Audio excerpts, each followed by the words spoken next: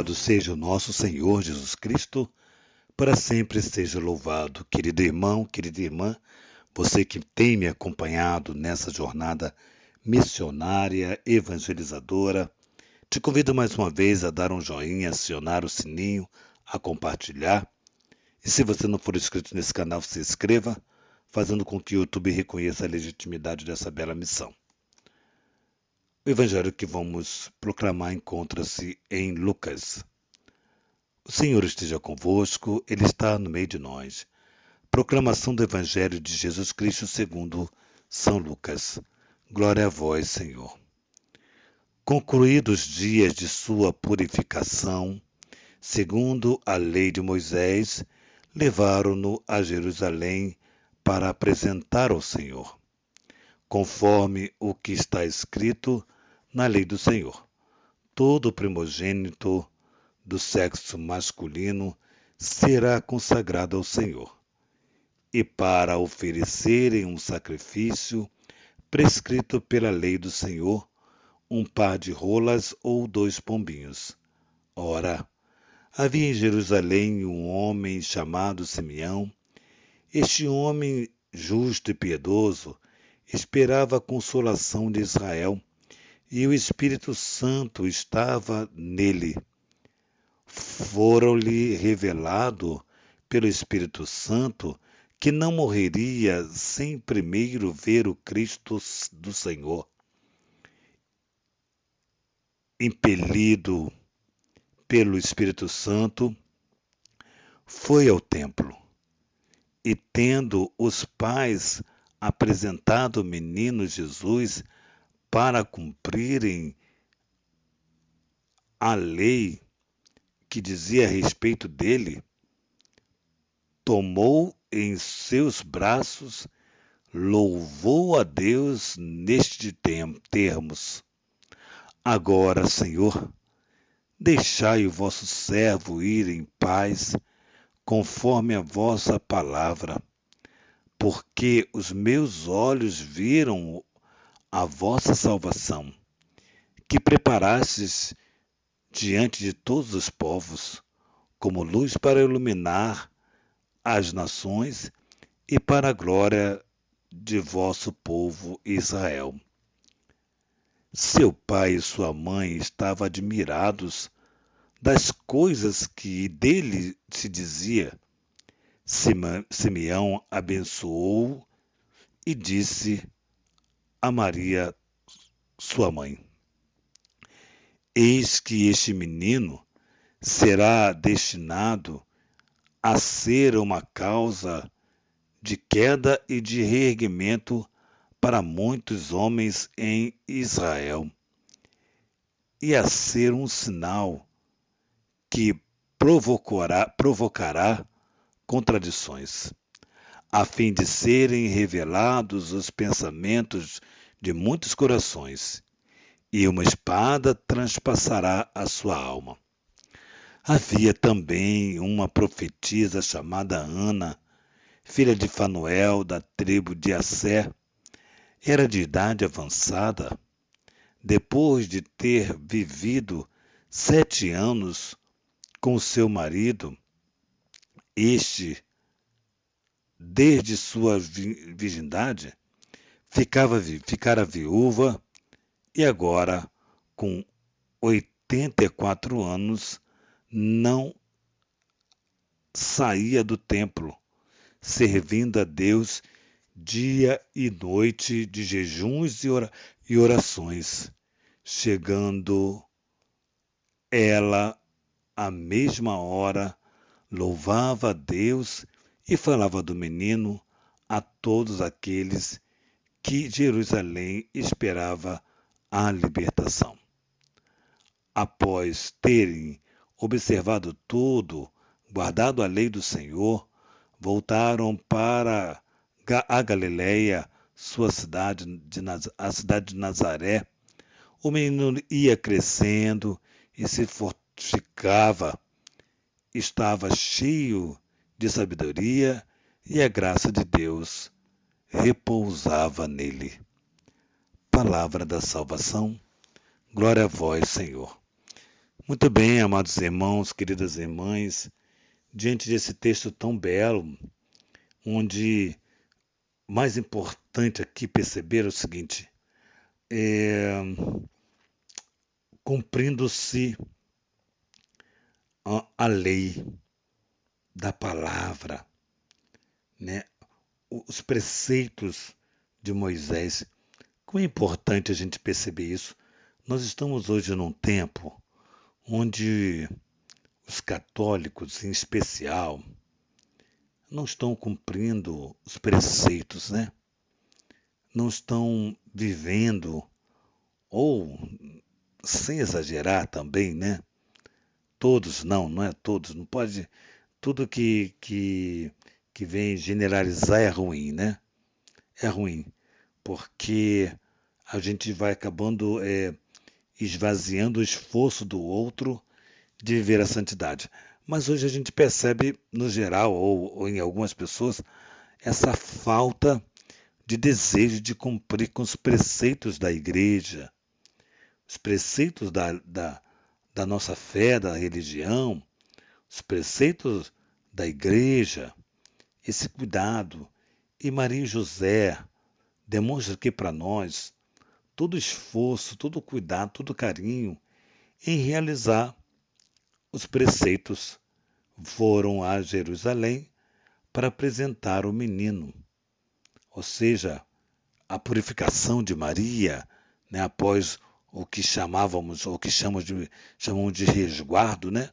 Eles lá davam o nome de purificação, e aí faz a apresentação do Senhor ao templo. E aí é muito bacana que todos faziam isso, né? Era o primogênito. A gente vai lembrar daquela passagem em que Herodes mandou matar as crianças, o menino, né? E aí, para trazer de volta essa triste passagem, é apresentado o sexo masculino, e a este sexo masculino, ou seja, a esse menino, o mais velho, o primogênito, ele tem o dever de fazer valer toda a tradição da fé, ou seja, de passar essa tradição para os seus filhos, para outros e assim vai. Então, tão importante para nós entendermos esse episódio. E aqui vai dizendo para nós o seguinte: é, vai mostrar para nós a classe social de nosso Senhor Jesus Cristo, que era a classe social dos seus pais. E qual era a classe sociais? A classe social de Maria e de José não era uma classe é, privilegiada, era uma classe mais passava mais de necessidade. A gente vê, comprova isso, que José e Maria ofereceram um casal de pombinhos ou de rolinhas, né? E nós sabemos que pombinhos é fácil de pegar nas praças, rolinhas também é fácil de caçar, né? Então, de graça. Ou seja, aqueles que era para apresentar no templo aquilo que podia ofertar, né? Não somente o primogênito, mas alguma coisa de valor, valor mesmo. E aí, quem era mais de classe alta oferecia carneiros, oferecia bois, oferecia eh, animais mais caros, enfim, e os mais pobres oferecia o que o texto já disse, rolinhas e pombinhos. Então, marca para nós a classe social de Jesus, para a gente perceber. E aí a gente vai percebendo o seguinte: nasceu pobre, nasceu numa manjedoura, é, ainda que não tivesse nascido na manjedoura, José e Maria não teriam dinheiro para pagar uma digna hospedaria. Seria uma hospedaria, sim, mas muito pobrezinha também. E aí foi, bom, como nós já sabemos, nasceu no estábulo. Bom, para marcar mais uma vez que José e Maria, eles eram pobres financeiramente, mas ricos espiritualmente, porque os dois estavam com o mesmo propósito de obedecer o que é a lei de Deus. E aí entra no templo, oferece o menino, dão as suas ofertas, casal de pombinhos, e aí o velho Simeão. O texto é interessante que vai mostrar também para nós a fidelidade de Deus. Deus havia prometido a Simeão que ele não morreria sem antes contemplar nos seus braços, seus olhos virem o menino Deus. E assim se cumpriu. E Simeão faz essa bela oração: agora pode deixar, Senhor, teu servo partir em paz, porque os meus olhos viram a vossa salvação. Então, a fidelidade de Deus mostra nesse texto que Deus é sempre fiel. Também tinha a Ana, né, uma profetisa que dia e noite dedicou a sua vida ao templo.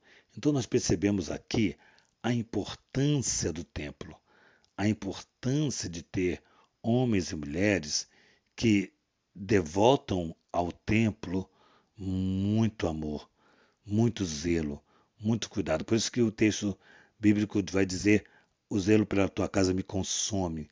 Ana era essa profetisa que em jejuns e orações não saía do templo, e aí contempla também, como o velho Simeão, a graça de ver Jesus, de ter Jesus nas mãos. E José e Maria, não entendendo muito aquilo que dizia do menino, que falavam maravilhas do menino, José e Maria, sem entender, porém guardava tudo isso no coração. Então o texto de hoje nos traz no coração a importância da apresentação, de apresentar no templo. Acho que todo dia, amados irmãos, se você tem a oportunidade de ir a uma igreja, todo dia se apresenta ao templo, né? Se apresenta ao Senhor. Renova essa apresentação que foi feito na sua vida no batismo, né? Que nossa igreja tem a graça de poder fazer a apresentação e depois do batismo, a consagração, né? E sempre fazemos a Mãe de Deus. Bom, enfim, faça isso. Vá na igreja, se tem a oportunidade, passa pela igreja, entra na igreja e mais uma vez se apresenta ao Senhor. Se apresenta ao Senhor, se coloca como oferta generosa, porque o seu coração é generoso. Se coloca, se apresenta a Deus. Se permita ser usado por Deus, se permita ser conduzido por Deus. Que seja assim para mim e para você. Dia todo especial. Em algumas dioceses se celebra o dia de Nossa Senhora da Candeia e celebrando também o bispo e mártire, né, que nós dizemos sempre que é o protetor da garganta. E ao celebrarmos esse tempo, esse dia de São Brás, possamos nos alegrar com o momento de hoje.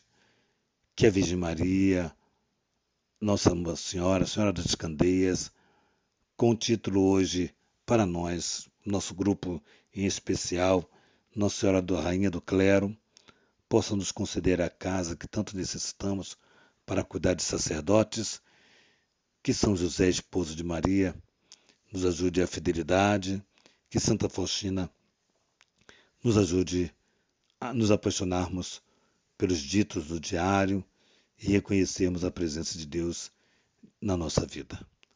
Em nome do Pai, do Filho e do Espírito Santo. Amém.